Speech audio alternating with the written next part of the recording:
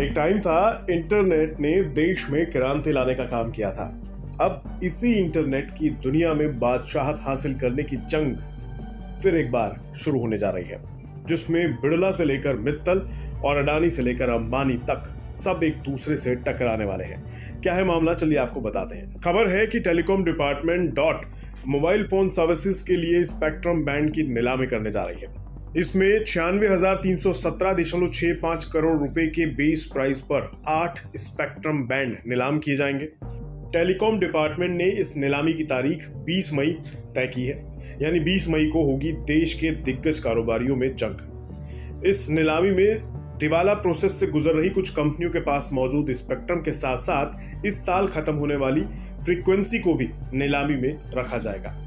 इस नीलामी में 800 से लेकर 900, 1800, 2100, 2300, 2500 और 3300 मेगाहर्ट्ज से लेकर 26 गीगाहर्ट्ज बैंड में सभी उपलब्ध स्पेक्ट्रम को नीलामी में रखा जाएगा। इच्छुक कंपनियां 22 अप्रैल तक आवेदन कर सकती हैं। फिर 13 और 14 मई को मॉक नीलामी होगी और रियल सेल 20 मई को शुरू हो जाएगी।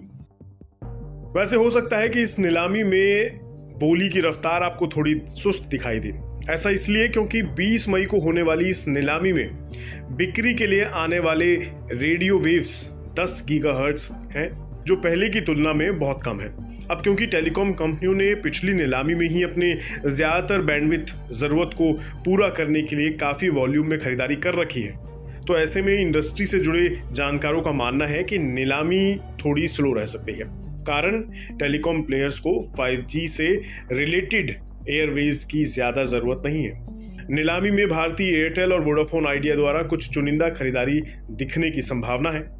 ऐसा इसलिए क्योंकि इन्हें कुछ सर्कल्स में अपने एयरवेज को अपडेट करने की जरूरत है।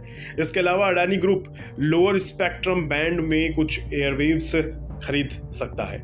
आपको याद होगा, पिछली नीलामी में एयरवेव्स पर $11 बिलियन से ज्यादा खर्च करने के बाद जियो 2022 की टेलीकॉम स्पेक्ट्रम नीलामी में सबसे बड़ी खरीदार बनी थी।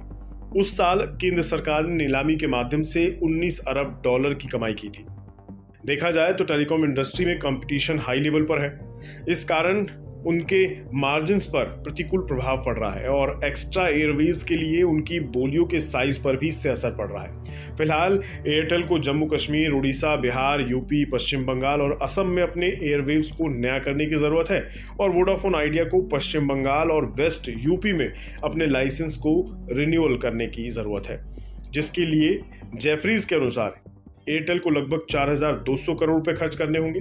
वोडाफोन आइडिया को 1,950 करोड़ रुपए के एयरवेव्स को रिन्यू करने की जरूरत होगी, जबकि मार्केट लीडर रिलायंस जियो के पास इस साल के लिए कोई स्पेक्ट्रम रिन्यूअल नहीं है। आपको बता दें, 5 सर्कल में भारतीय एयरटेल का टेलीकॉम स्पेक्ट्रम 9 फरवरी को समाप्त हो गया है और 1 मार्च में समाप्त होने वाला है। वहीं पश्चिम बंगाल और यूपी वेस्ट में वोडाफोन आइडिया का स्पेक्ट्रम भी समाप्त हो गया है, जिससे कंपनी को लगातार यूज के लिए अनुमति लेनी पड़ी। कुल मिलाकर इन कंपनियों में जंग देखने को मिल सकती है। अब देखते हैं इस बार की जंग में कौन बाजी मारता है।